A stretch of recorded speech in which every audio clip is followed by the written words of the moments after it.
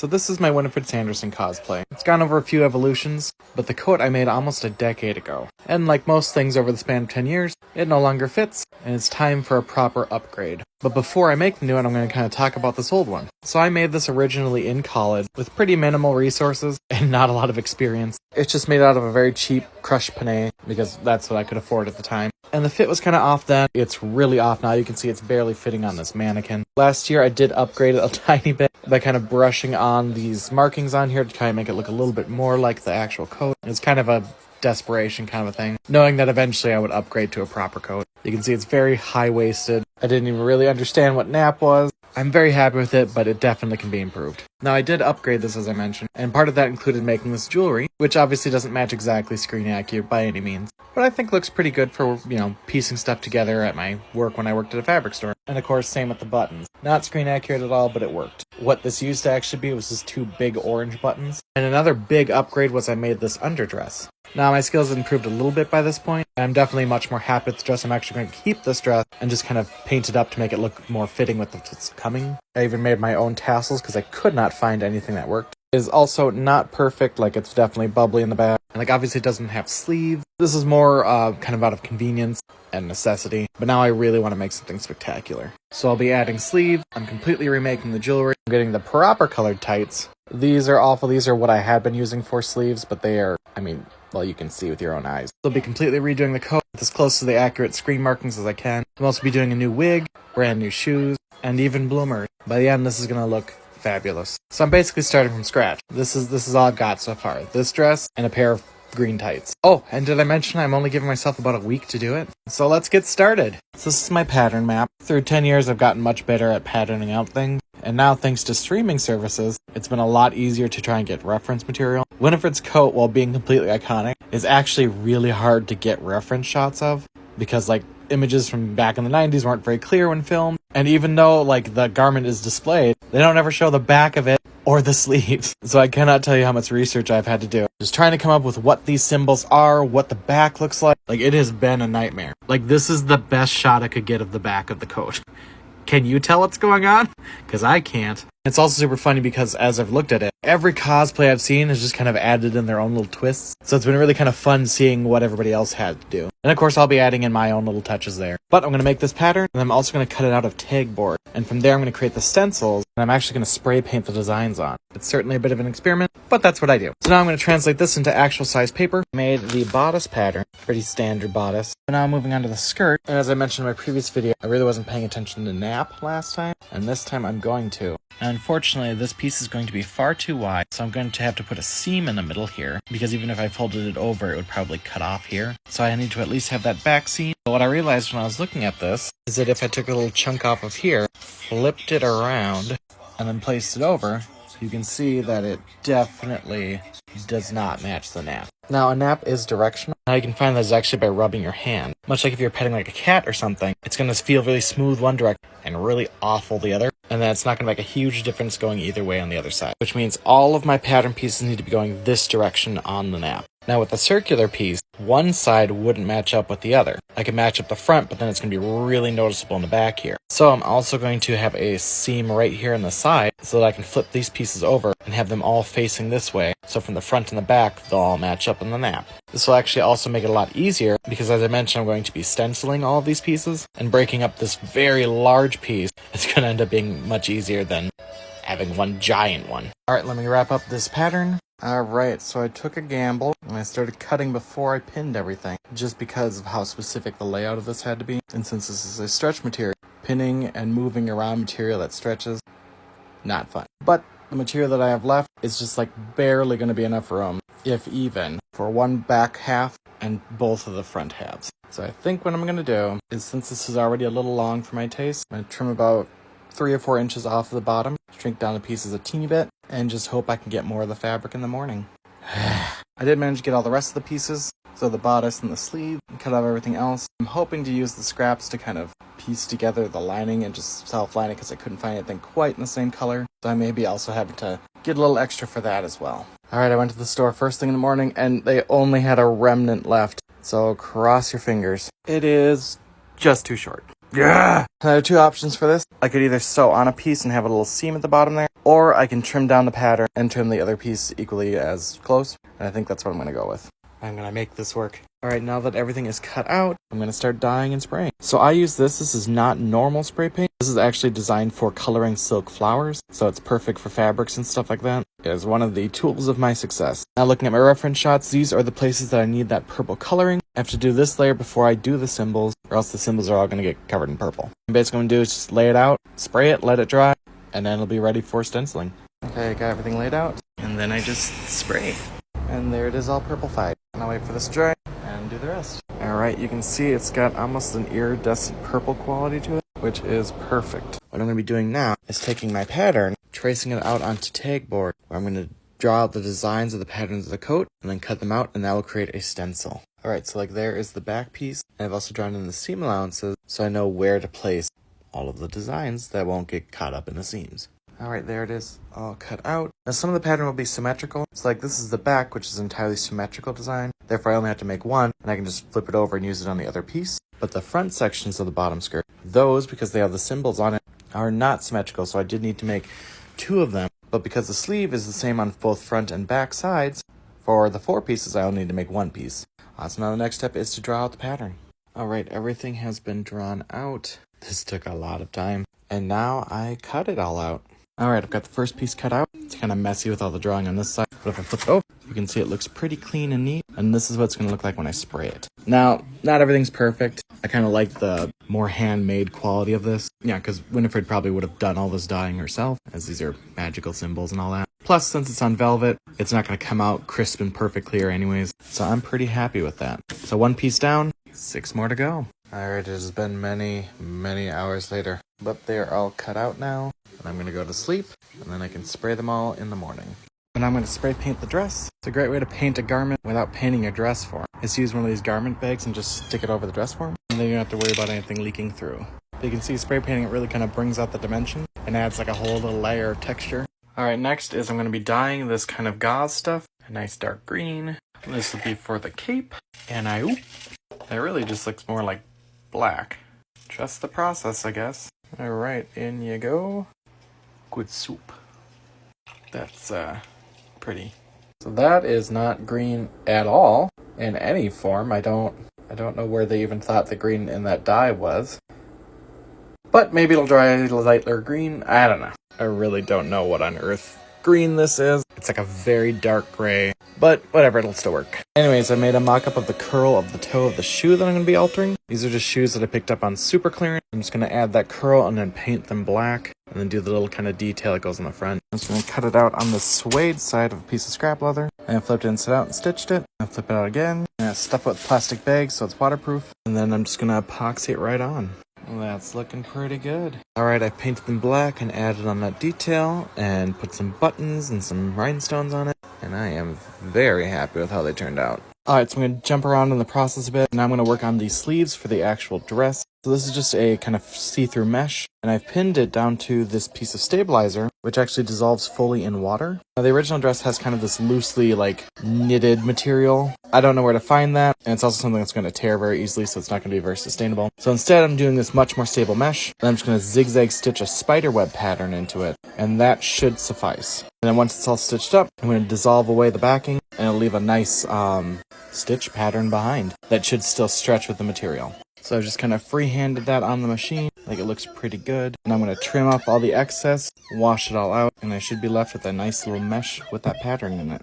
Alright, so here I have it. I did finish off the edge there, just because that can be kind of finicky, and with the extra structure before, it's just a little bit easier. But now I've got some hot water going, and I'm just going to kind of soak it. You can see almost instantly it just dissolves right away. Just nothing left. And then I have that beautiful design in a stretch, and I can let this dry and then sew it onto the dress.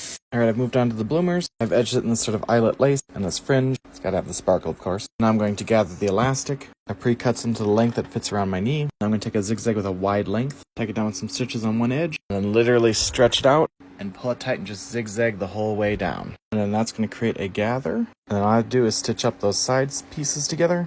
And there I've got my pair of bloomers. Now my sleeves are dry. Alright, I finished that off in a French seam. Now that looks pretty good.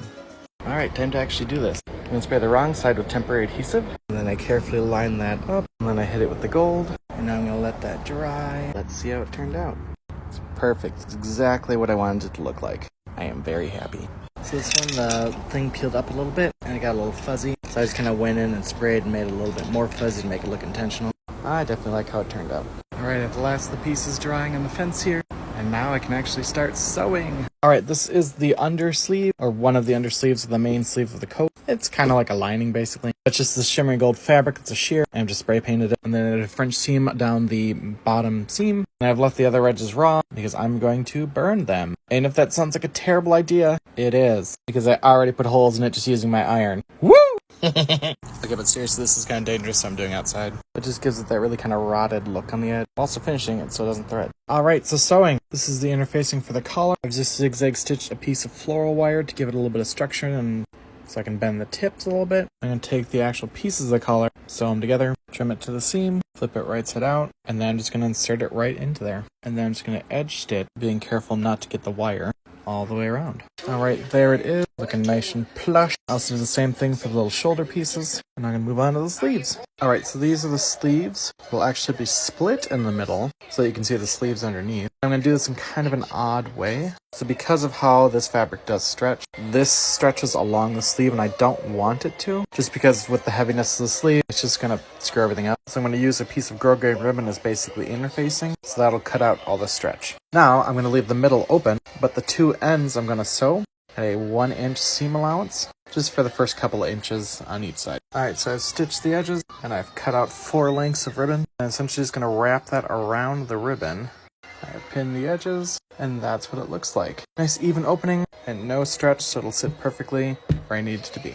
Alright, I sewed the back seam and serged it, and finished out the front edge with the rolled hem. Now I've marked where I want it to close in the middle of the gap, and I just did a zigzag stitch to close it. I'm going to take these little closures, and then I just sew it in place. Now I'm putting in that under layer. I made the underlining a little bit longer, because I need it to stick out at the bottom. So now I'm going to kind of tuck it up underneath, and just pin it down. Just like that, and I'm going to attach another clasp. And then I add that little cap to the top, and the sleeve is done. Alright, so I decided to put in pockets on the side of the skirt. This will help eliminate bags, so the costume won't be quite so befuddled. As you can see, I've just kind of cut out a pocket shape. I'm just going to sew 4 of these to the top inner corners, or inner side seams, I guess. So these are a 3/8 inch seam allowance instead of a 5/8 like I normally do, and you'll see later why. And then I finished off just that edge, leaving the rest of it raw. Now I've taken the front and the back panels and sandwiched them together. Instead of just stitching up this line, I'm going to pivot right where that pocket is and stitch all the way around that back up, and then back down about 1 inch past the seam allowance at the very top. And that's what's going to make our pocket. And this I'm going to all do at a regular 5/8 seam allowance. As you can see, I'm right at the point of the pocket where I'm pivoting. For how I got here, go check out my last part. Alright, I have finished the edge with a serge stitch. And notice I made the pocket go all the way up, and it kind of matches that curve of the front panel. And that's because it is meant to hang off of that seam. And that'll prevent it from kind of dangling around a bit more, and also help it lie flatter on the actual piece. So I just stitched that down, and then when it hangs flat, you'll barely even notice that it's there. But it is. And offsetting that seam by that 1/4 inch helps to really hide that amongst everything else. So there we go, discreet pockets. Alright, I've hemmed the whole thing, which means the skirt is done. So with the skirt, the sleeve, and the collar done, all that's left is the bodice. Alright, so I have the outer layer of the bodice. That's the one that's all painted up. And then I have the inner layer. Now I'm lining it with the same velvet as the outside, just because then it'll match the color and the stretch. Plus, that's how I had my old one, and tradition is fun. Pretty straightforward. I just sewed the 2 front panels together, and then I sewed the sides and the shoulders. Same thing for the lining. Now I'm going to tack in the collar. And I'm going to sew both layers together at the same collar seam, going all the way down the front. Alright, now I've tucked all of that skirt actually into the bodice here, and pinned it in between this bottom seam that I'm going to stitch. And basically this allows me to hide all of that, unfun hem stuff inside the bodice. Normally you would just sew everything and then kind of hand stitch the lining, but I'm lazy, so I just do this, and then I'm going to pull everything through that open arm hole, and it should turn out pretty cool. Alright, just gotta dig it out. It looks perfect. Now I'm going to do is just stitch along the edges of the bodice. Since you really can't iron velvet, stitching it down is the next best thing. And that'll prevent this from flipping over, that from looking too poofy, etc, etc. Now normally I would just sew on the sleeves at this point, except there's some hand sewing that needs to happen. And instead of adding a bunch more fabric weight to it, I'm just going to do it now. Basically I have to take this horrible beaded stuff and hand sew it right to the front sides. There's probably some fancy way to do this with the machine, but it's just going to be easier to do it by hand. And there is the beading all sewn on. But I still need to add on the clasp. I found this replica online, and I love it. But for some reason they had pin backs on the back, so I had to grind those down, and also I had to add in a couple of holes for stitching. Now for sewing this on, I quadruple a thread. Now I'm not using metallic because metallic thread tends to be very brittle and will snap easy. This is all purpose and should last pretty well. So there it is. So you can see the thread, but it blends in pretty well, and from far away you really won't notice. And that means all it's left to do is attach the sleeves. Once again, pretty straightforward, just pinning, stitching, and then serging the edge. I'm glad this is the last stitch because it's getting to that point where it's like so bulky, it's really hard to just get in the machine. Yeah, this is almost 7 entire yards of velvet. It's not a light coat. Done! Now I can start on the cape. Now it's a very large semicircle. Fortunately, the semicircle is wider than the fabric. I have a spare piece I have to cut separately and then sew on. But because I'm also going to be making Mary's cape, I'm just going to cut them both at the same time. Save me some trouble. And the big thing to remember when you're doing this is to make sure that there are no wrinkles or anything underneath. When you get multiple layers of fabric, particularly when it's light fabric like this, that can happen very easily and it'll screw up the pattern. So prep work is the key here. Anyways, I'm going to pin this down, cut it all out, and then we'll go from there. Alright, the cape is cut out, and this is actually the interfacing for the hood. I'm going to take some plastic boning and stitch it right along that center line. That's going to help keep the hood up, because in the movie, all of the hoods kind of stick straight back when they wear them. So I'm going to do that real quick. Alright, as for the actual cape, I'm sewing on a little extension on the bottom. I'm going to do a French seam so I don't have to worry about threads matching and all that. So 3/8 seam the first side, trim the seam down, give it a good pressing. Well, that is extremely disappointing.